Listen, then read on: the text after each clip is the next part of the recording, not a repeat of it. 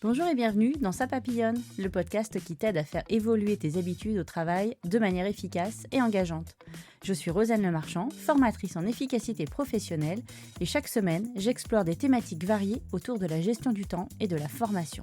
Je te partagerai des conseils pratiques pour une meilleure organisation au travail et des histoires inspirantes pour t'accompagner sur ton chemin de formation. Ce qui m'importe, c'est de t'aider à faire un pas de côté, d'observer tes comportements au travail, de prendre du recul et j'espère te faire avancer. Chaque épisode est une opportunité d'explorer de nouvelles idées et d'acquérir des compétences. Installe-toi confortablement et laisse-toi guider. C'est parti! Bienvenue à tous dans ce nouvel épisode de podcast Ça papillonne. Et cette semaine, c'est une nouveauté. J'accueille avec moi Tania. Bonjour à tous. Merci d'être là, Tania, et merci d'avoir répondu positivement à mon invitation. On ne se connaît pas depuis très longtemps, mais je sais pas, ça a matché. On s'est fait une petite vidéo, une visio il n'y a pas très longtemps, et moi, je t'ai proposé cette interview. Et voilà comment on en est arrivé ici aujourd'hui. Exactement. Alors, Tania, est-ce que tu pourrais déjà simplement te présenter, nous dire qui tu es aujourd'hui, qu'est-ce que tu fais dans la vie? Absolument. Donc, je suis Tania Placido, j'ai 47 ans, de grands-enfants de 18 et 25 ans. Je suis basée à Paris. Et aujourd'hui, moi, je suis coach nutrition spécialisée dans la réduction des sucres et dans la perte de poids. Ok. Merci beaucoup pour cette présentation. Et dis-moi, Tania, quel est ton parcours? Qu'est-ce qui fait que tu en es arrivée ici aujourd'hui en tant que nutritionniste? Bien, moi, en fait, j'étais assistante de direction auprès de grands dirigeants pendant un petit peu plus de 20 ans. Ouais. Et ce qui m'a menée à la nutrition, c'est déjà une opportunité de quitter mon job d'avant. Donc, il s'agit d'une reconversion. Et aussi, voilà, le fait de la découverte que la nutrition, ça pouvait vraiment changer des vies, ce qui a été mon cas, puisque c'est pour des raisons de santé que je suis arrivée à la nutrition. Ok, ça marche. Et alors, tu m'as dit du coup cette semaine que tu avais eu une autre vie complètement différente en tant que professionnel, enfin voilà, dans ton monde de salarié, monde du travail, tu as fait complètement autre chose. Est-ce que tu peux me dire ce que tu faisais avant? Moi, ça m'a passionnée. Moi, j'étais assistante de dirigeants, donc j'ai assisté des personnalités très variées dans des secteurs assez différents. Ça allait de la télé au fonds d'investissement et également pour un grand cabinet d'outplacement parisien où j'ai côtoyé des pointures de la finance, enfin, voilà, de ce genre de grands dirigeants. Donc c'était assez varié. Et Et j'ai ça, fait un petit peu plus de 20 ans. ça fait quoi? Enfin, ça consiste en quoi d'être assistant personnel? Est-ce que tu peux en parler un peu plus? Bien sûr, ça consiste dans le fait de mettre de l'huile dans les rouages, de faire en sorte qu'à la fois sur le volet personnel et à la fois sur le volet professionnel, tout roule pour le dirigeant qu'on accompagne.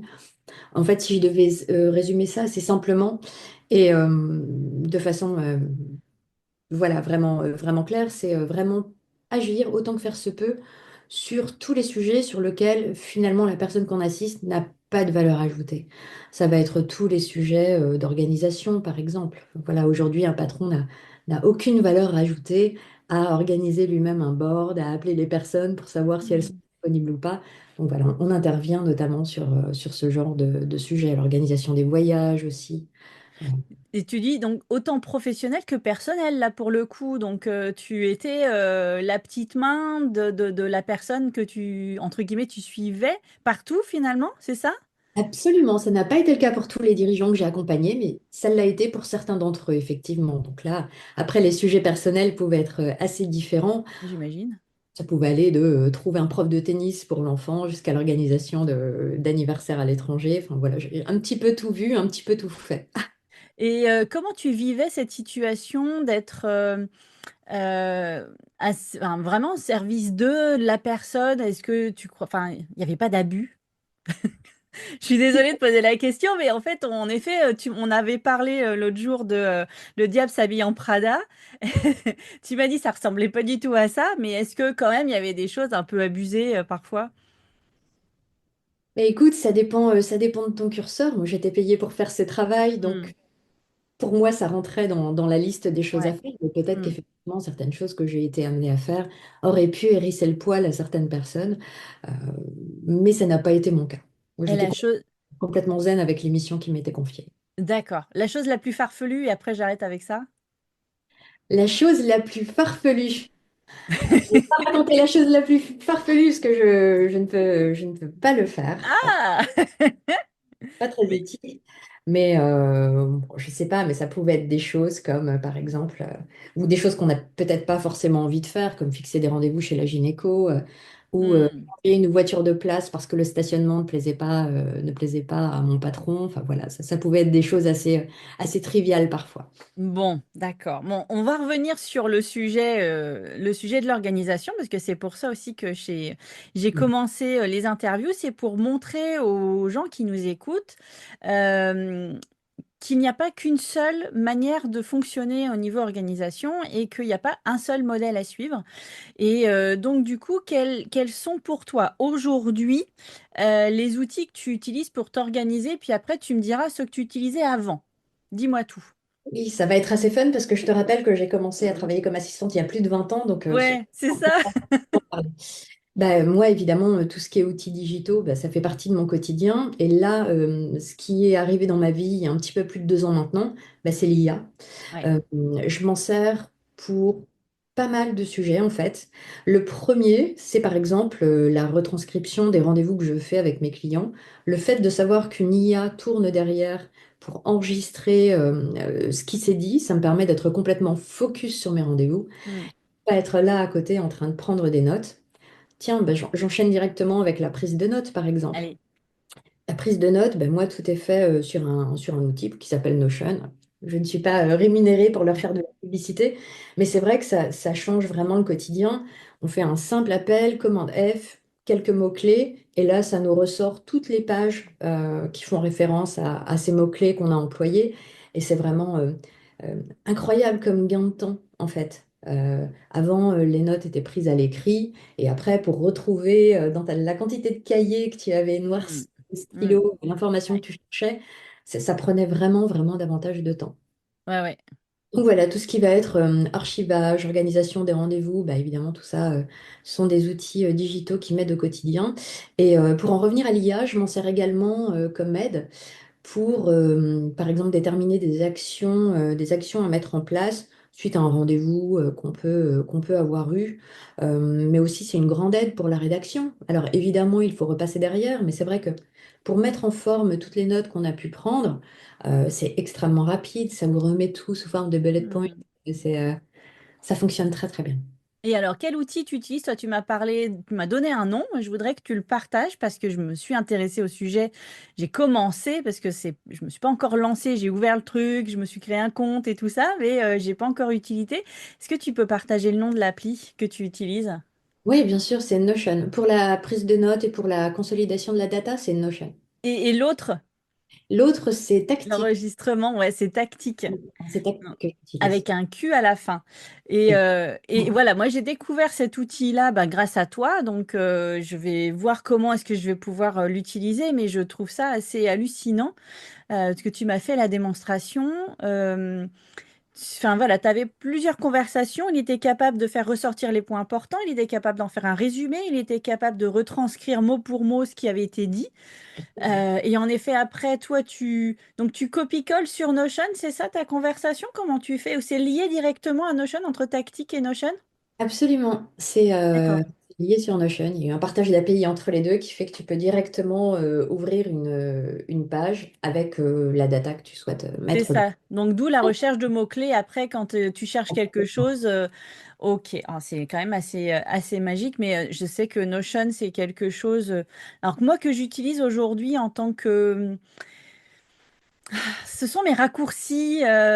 En fait, avant, je travaillais beaucoup avec mes onglets sur Chrome. D'accord. Et puis, bah, j'en avais marre parce que Chrome ramait. Au bout d'un moment, quand on a ça ouvert, ça marche beaucoup moins bien. Et donc, ça m'a pris comme je sais pas, un coup là. J'ai tout vidé en fait et j'ai tout copié-collé sur Notion. Et je me suis fait une thématique enfin oui, thématique par thématique. L'administratif pro, le perso, mes différents sites, la formation, tout ça, le podcast. Alors sur le podcast, du coup, j'ai des pages à l'intérieur et tout ça. Donc en fait, c'est ma tête, ça commence à être ma tête, ce Notion, mais en termes de ressources. C'est-à-dire que j'ai tous mes sites internet sur lesquels je vais habituellement. Donc, ce qui me saoule, c'est d'aller les chercher. Donc, je vais cliquer sur Notion. Je vais dans la partie administrative pro, admettons, puis je vais sur la banque. Paf. Parce que quand je tape ma banque en fait sur Internet, il m'emmène directement sur le truc perso, en fait, sur les particuliers. Alors que moi, je veux un accès pro, donc c'est un accès particulier. Donc, je trouve. J'ai un truc pour toi qui est une bonne pratique d'assistante, c'est de mettre. Non, non, mais comme ça, Vas-y, vas-y, je partage. suis contente. C'est d'avoir un lien direct dans ta barre des favoris pour t'emmener directement là où tu veux aller. Enfin, En fait, je l'ai fait et j'en ai tellement. J'en peux plus en fait, ça déborde, ça dégueule de favoris. C'est pour ça que j'ai arrêté parce que j'en ai beaucoup trop. Et je sais que ça se met aussi en petits paquets, ça se met en dossier.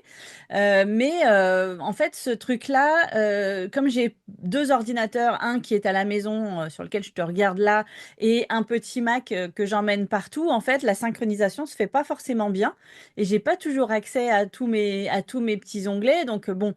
Du coup, je me dis Notion, je vais sur ma page Notion, j'ai toutes mes catégories. En plus, dès que je vois un lien qui m'intéresse, je le rajoute surtout en formation, en fait, je le rajoute à ma page formation et je peux avoir un nombre illimité, en fait, de liens là-dedans et je les mets par catégorie. Est-ce que c'est de la ressource professionnelle pour la formation? Est-ce que c'est un partage de pratiques? Est-ce que c'est le site que j'utilise avec la CCI, etc., etc. Donc, je les ai vraiment catégorisés. Moi, ça me va bien comme ça parce que j'ai allégé en fait mon utilisation Chrome. Voilà, j'avais besoin de ça. Bref, sinon, pour toi, ça c'était moi. Donc voilà, moi, comment j'utilise Notion. Donc toi, tu es très outil numérique, t'as pas du tout le syndrome du papier. oh non, non, j'en suis complètement revenue. Moi, j'ai besoin Ok, de efficace dans ma vie, donc j'aime écrire. J'ai des jolis cahiers, j'en ai toute une petite collection derrière. ouais. C'est plutôt pour griffonner d'autres choses, c'est pas professionnel. Dans ma vie professionnelle, j'ai pas de temps à perdre. Ouais, ok, je vois bien. Et du coup, alors, les techniques ou outils que tu utilisais du coup en tant que ben, dans ton ancienne carrière en fait d'assistante personnelle, on était dans une autre ère, il n'y avait pas l'IA, il n'y avait pas toujours. Alors dis-moi comment tu bossais, qu'est-ce qui te faisait avancer, comment tu t'organisais? Bon, c'est très très drôle. Moi, j'ai commencé mon premier job d'assistante, c'était en 2000, tout rond. C'était pour le président de la Chambre de commerce et d'industrie de Paris, Ok, trois assistantes. Et à l'époque, on travaillait avec le fax. On travaillait avec le fax, donc c'était voilà, avec tous les déboires que ça pouvait, qui pouvaient en découler. Tu arrivais le matin, tu savais que tu attendais un fax important, et puis il y avait eu un bourrage papier dans le fax. Donc là, c'était vraiment la grosse alerte, le gros ah warning. ouais, Il y avait des salles d'archivage, tu vois, c'est quelque chose qui a ouais. aussi énormément changé. Mm, Des salles d'archivage pour retrouver des documents. mm, Tout ce qui aujourd'hui, par exemple, ferait l'objet d'un mail, la signature électronique, par exemple, mm, imagine, envoyer des recommandés. Euh, ouais, Même si dans certains quantité, secteurs, il y a encore des choses qui doivent être sanctionnées justement bien par sûr. rapport à la réception d'un recommandé, mais avant c'était systématique. On envoyait des courriers, c'était extraordinaire, et puis il Ah fallait ouais. puis ça prenait du temps, il fallait que la personne soit là. Maintenant, on est tellement, tellement loin de tout ça. Oui. Et comment tu vis du coup cette hyperconnexion justement avec les notifications, les mails qui arrivent et tout ça? T'arrives à t'en détacher, à être assez à l'aise avec ça ou ça te prend la tête?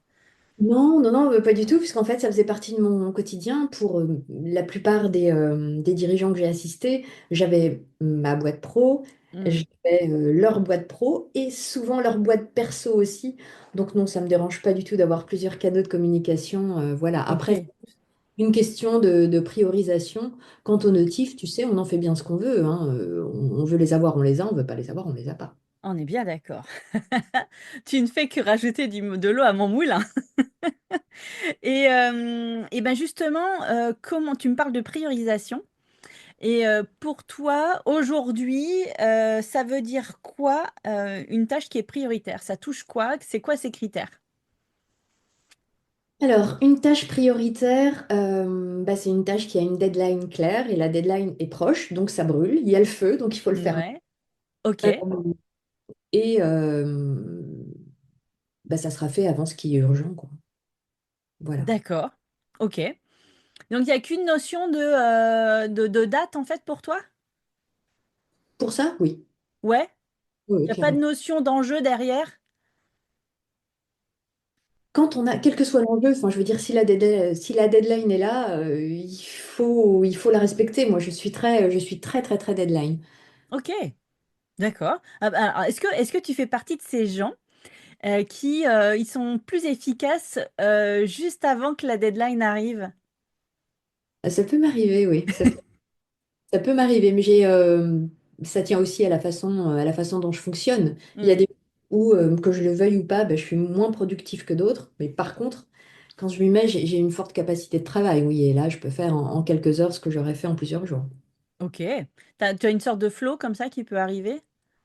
Ça m'arrive de moins en moins souvent. Je suis quand même assez focus sur ce que j'ai à faire maintenant. Puis avec toutes ces années d'expérience, ça Ouais. va. Mais oui, oui, globalement, il y a quand même des jours où je suis un peu moins productive. Et quand ça arrive, je pense qu'il faut rester zen avec ça. On sait que c'est pas notre mode de fonctionnement de tous les jours. Voilà. C'est vrai, c'est vrai. Mais alors du coup, est-ce que tu procrastines un petit peu? Est-ce que c'est un truc que tu fais? Non? Jamais? Non, ça m'arrive très, très, très rarement. Euh, je suis comme ça. Je suis comme ça, puis surtout, c'est des bonnes pratiques à mettre en place. Enfin, typiquement, tu vois, pour éviter de procrastiner, toutes les tâches qui vont prendre moins de 2 minutes, qui nous font chier, hein, entre guillemets, voilà, Hmm. on a des tâches comme ça, faut les faire tout de suite.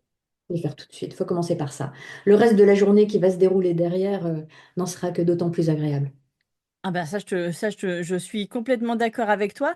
Moi, j'ai des tâches aussi qui sont censées prendre moins de 2 minutes. Et en fait, quand tu mets ton nez dedans, tu dis, ah, en fait, genre hier, je devais appeler l'URSSAF, mais ça va me prendre 2 minutes. Bien. Ben non. Et ça, Rosen, c'est un vrai truc à mettre en place, c'est d'avoir un agenda au carré, mais qui reflète la réalité de ce qu'on va Mm. faire. Si tu m'avais dit quand on s'était parlé il y a 2 jours, je vais prendre 2 minutes pour appeler l'URSSAF, je t'aurais dit, mais tu rigoles, c'est 2 minutes, tu seras encore en train d'attendre dans une file d'attente au téléphone. Enfin, et c'est important d'avoir un agenda qui reflète la réalité du temps que prennent les tâches. Et surtout Alors, d'avoir un agenda qui est très très bien organisé. je précise quand même, pour pas me mettre à dos l'URSSAF, c'est pas l'URSSAF qui m'a fait attendre plus de 2 minutes. En vrai, j'ai vraiment attendu 2 minutes et encore, et j'ai eu une personne assez très sympathique au téléphone et qui m'a fait, qui a essayé tant bien que mal de répondre à ma question. Le truc, c'est que derrière, ça a enclenché une autre tâche à faire en fait. C'est ça, moi, que quand tu mets le doigt dans un truc, tu dis ça va pas prendre très longtemps, mais en fait, tu dis ouais, mais du coup, ça vient de sortir, c'était pas anticipable en fait. Je ne savais pas que l'URSSAF allait me dire oui, mais il faut aller chercher, il faudrait qu'on ait ce document-là.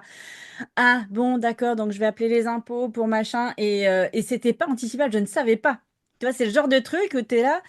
Tu pensais vraiment très sincèrement et réalistement que ça allait durer 2 minutes? Eh ben non. Aujourd'hui, je vais encore faire un truc dessus. Donc Ça marche. enfin voilà, c'est des trucs comme ça nous arrive tout le temps et c'est vrai qu'il y a des choses qui durent vraiment pas très longtemps. Faut pas déconner, ça prend 2 minutes. Mais derrière la procrastination, souvent il y a un sujet quand même. C'est qu'il y a quelque chose qui se cache derrière la procrastination.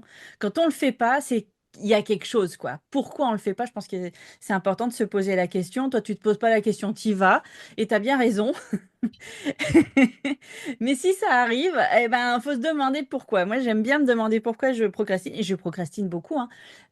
Mais pas sur les choses hyper importantes. C'est vraiment sur des choses qui sont pas utiles en fait et qui n'ont pas de deadline très précise. Ça va le faire quand j'aurai envie de le faire et j'ai personne derrière mon dos non plus pour le faire. Et ça, c'est la grande difficulté d'être tout seul à son compte. Ouais, ouais, ouais, je comprends tout à fait. Mais moi, enfin, ma façon de travailler aujourd'hui, c'est vraiment l'héritage de mes années d'avant. Ouais, Où mes patrons, quand ils me demandaient quelque chose, ils partaient du principe que ça allait être fait et ils se répétaient pas 2 fois. ouais. Euh, Donc voilà, c'est de là que vient cette habitude de faire ce qui doit être fait sans me poser de questions. C'est une sacrée école, hein, du coup, ce que tu as fait quand même comme métier avant, hein. Oui, oui, oui, oui, oui, absolument. Surtout que enfin, c'était un choix de ma part, hein, Oui, mais oui, pendant bien sûr. ça comme en tant qu'intérimaire, donc il n'y avait pas de place pour l'erreur, quoi. Je pouvais être éjectée en 2 jours. Donc oui, oui, ça a été extrêmement formateur. Ouais. Et qu'est-ce que tu gardes encore donc le fait de d'avoir cette capacité à faire les choses tout de suite sans procrastiner, qu'est-ce que tu gardes encore de cette expérience-là?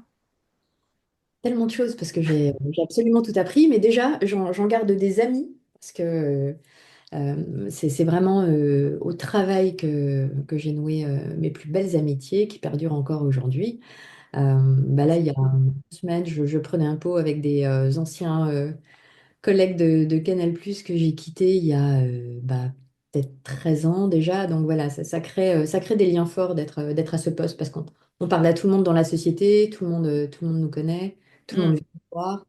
Donc ça, c'est la plus belle chose que j'en garde. Puis les copains de BPI France, bien sûr. Enfin, voilà, enfin, vraiment, vraiment. Pour moi, c'était des amitiés. Puis après, bah, sinon, bah, comme je te l'expliquais, c'est mm, vraiment des types d'organisation qui font qu'aujourd'hui, mon quotidien roule vraiment bien. Puis il y a aussi tout ce qu'on apprend en côtoyant des dirigeants, comment se créer un réseau, comment l'entretenir, ouais. quelles sont les questions business qui peuvent se poser, comment est-ce qu'on les résout. Donc j'ai été vraiment aux premières loges pour bénéficier de tout ça Ah et ouais, pour, ça doit être... Comment? et pour le mettre en pratique. Ouais, mais ça doit être hyper apprenant, du coup, en effet, d'être au contact de ces gens-là. C'est une sphère qui, aujourd'hui, moi, enfin, pour moi, c'est pas accessible, en fait. Donc, ouais, tu dois toucher du doigt, en fait, un monde qui est pas accessible à tout le monde, quoi. Oui. C'est fou. Non, mais c'est fou, ça doit être hyper apprenant, en fait, tout ça. Tu as vu des choses, j'imagine, assez dingues au niveau business, au niveau, enfin, tu as dû apprendre énormément de choses. Je trouve ça assez dingue. Tout à fait. Et Euh, je ne peux pas rentrer dans ces détails-là, mais c'est vrai que j'ai été confrontée à tellement de situations qu'il y a assez peu de choses qui peuvent me prendre au dépourvu maintenant. Oh bah écoute, c'est bon ça, c'est bon. Alors une petite question concernant équilibre vie pro, vie perso. Aujourd'hui, comment tu fais? Est-ce que tu es assez tranquille avec ça ou comment tu fais pour équilibrer ces deux sphères là aujourd'hui? Voilà, complètement zen avec ça. Et vraiment, vraiment très organisée parce qu'en fait, le fait que maintenant j'ai ma propre affaire, en fait, je peux organiser mon temps comme je veux et Hmm, je le fais vraiment. Euh, donc voilà, moi je vis ma meilleure vie en ce moment. ok, ah, c'est trop bien ça. Bon alors c'est quoi ton challenge du moment au niveau organisationnel peut-être ou que, voilà, qui touche à un objectif que tu as en ce moment? Quel est ton challenge au final? Alors, challenge, c'est un bien grand mot, mais j'ai effectivement un sujet du moment que je vais te partager. Je Hmm. cherche à automatiser encore plus certaines des tâches ou des actions que j'ai à faire de par mon activité. Donc voilà, je travaille dessus avec mon fils aîné qui s'occupe de voir comment est-ce qu'il peut coder et automatiser tout ce qui peut l'être. Donc c'est mon sujet du moment. Donc c'est de l'utilisation de l'IA en plus poussé en fait avec de l'automatisation, avec du comment on appelle ça du canal du tunnel de vente, ça je cherchais. C'est ça dans cette idée-là que tu vas travailler? Non, c'est plus, non, c'est pas sur ces sujets-là que je vais travailler, mais Ok. ça pourrait le devenir à terme. Là, c'est plutôt de la consolidation de bases de données email à partir, tu vois qu'il va aller chercher dans mon Google Agenda pour les mettre justement dans Notion. Après, il y a d'autres sujets tels que par exemple la numérotation automatique des clients, des rendez-vous que j'ai avec mes clients qui sont en Ah suivi. oui, Alors voilà, tu vois, toutes ces micro-tâches qui me prennent du temps et qui me prennent la tête, être obligé d'aller renuméroter, enfin, qu'il n'y ait pas d'incrémentation automatique. C'est ouais. par exemple, mérite profondément, parce que je sais qu'il y a des solutions. Et donc, voilà, c'est l'un des sujets sur lesquels il est en train de travailler.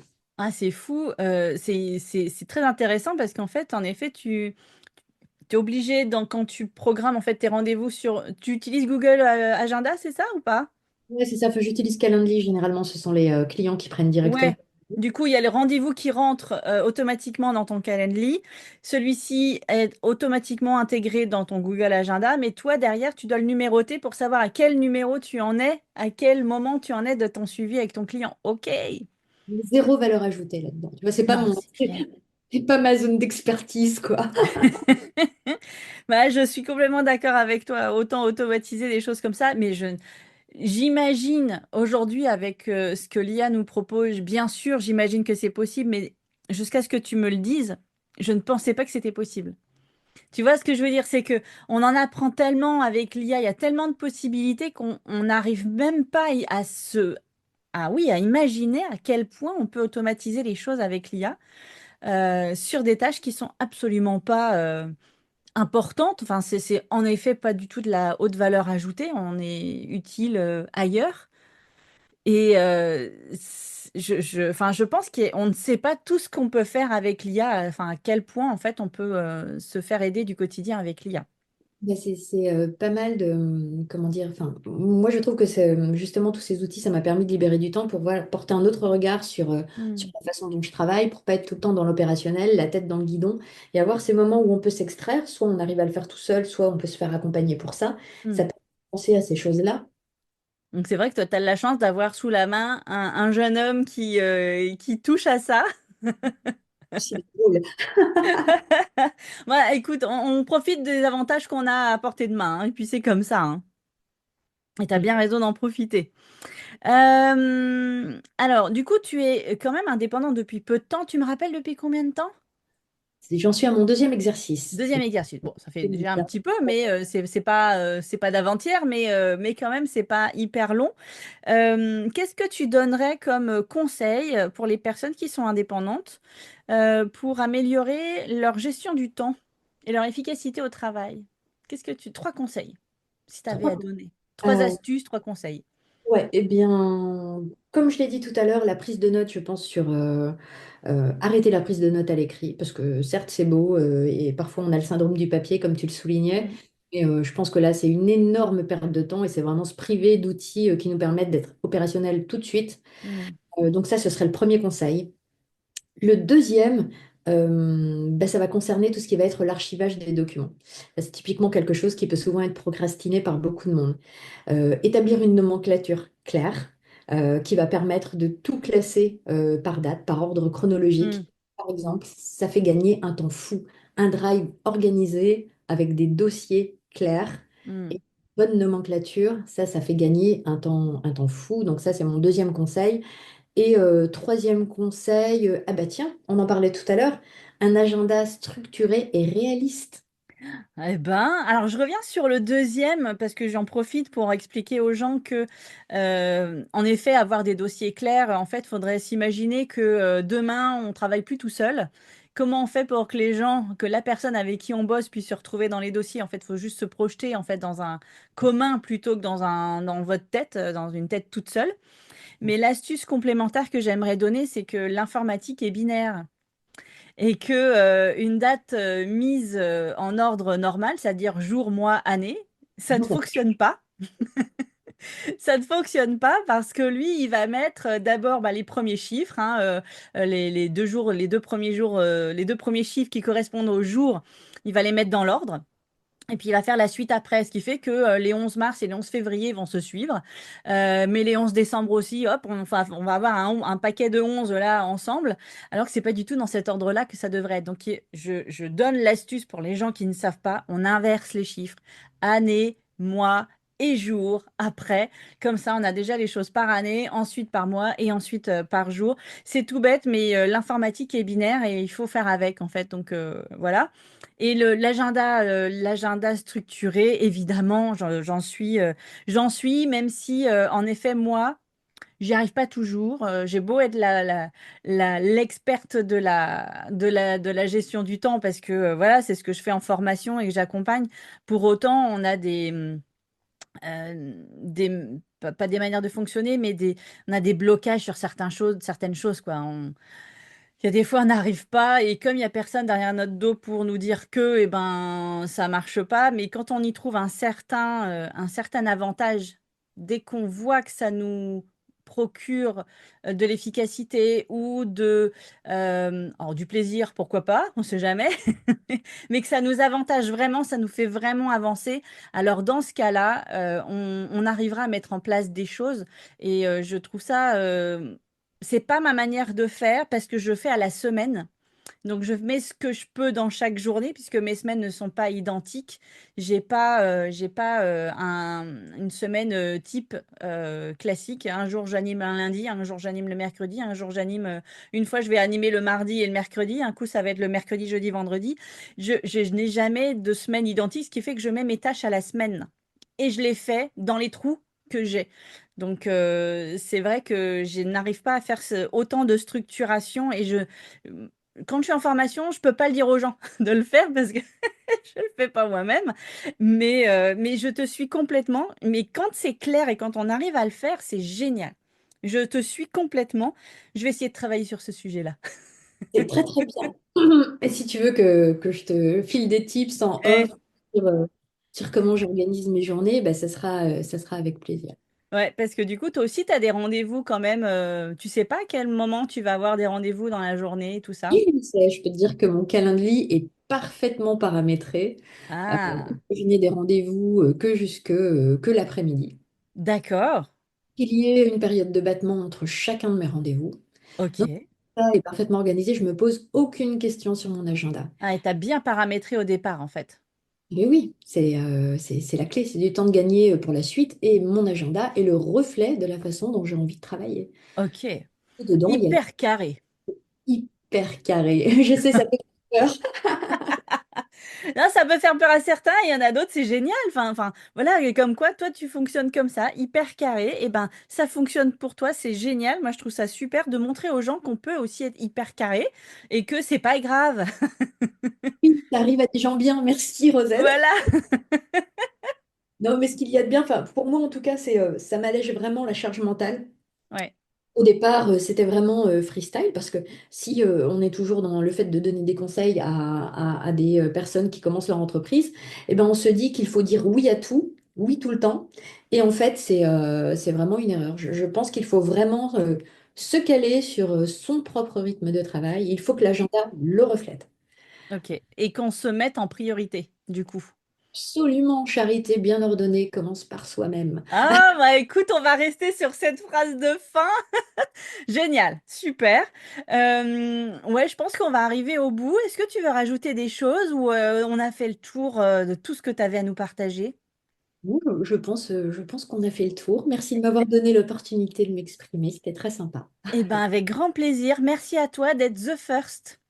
La first interviewée avec quelques aléas de connexion et de micro et d'enregistrement qui ne fonctionnent pas. On a réussi à le faire. We are the winners. C'est bon, ça a marché. Et bah, écoute, je te remercie beaucoup, Tania, d'avoir joué le jeu et de participer tout ça à mon podcast et puis participer au fait que chacun a une organisation différente, mais il faut juste trouver la bonne, celle qui convient à soi-même, tout simplement. Voilà. Merci beaucoup. On se retrouve la semaine prochaine pour un nouvel épisode et ce ne sera pas une interview, je vous le dis tout de suite, mais les interviews vont continuer. Ça va revenir régulièrement. Je ne sais pas encore sur quel rythme, mais ça va arriver. Et je continue de faire un appel aux personnes qui veulent être interviewées, qui ont envie de se faire interviewer. Eh bien, écoutez, vous m'envoyez un petit message et c'est magique. Je précise encore une fois qu'il y a mes formations en inter qui sont ouvertes aussi, donc pour les personnes indépendantes, si elles veulent se joindre à moi pour une formation de 2 jours sur l'efficacité pro et la gestion du temps et se détendre avec le sujet. Il y a des sessions qui sont ouvertes de juin jusqu'à septembre, même octobre. Donc, n'hésitez pas à aller voir ça sur le site. Merci beaucoup, Tania. Et puis, à très bientôt. Je suis sûre que nos chemins vont se recroiser. Moi aussi, à bientôt. Salut! Merci d'avoir écouté cet épisode. Si tu as aimé, je t'invite à t'abonner, à laisser un avis ou des étoiles et à partager avec tes amis. Je suis aussi à ton écoute. Alors propose-moi des sujets à aborder et je me ferai un plaisir de creuser le sujet. On se retrouve la semaine prochaine pour une nouvelle conversation passionnante. Salut!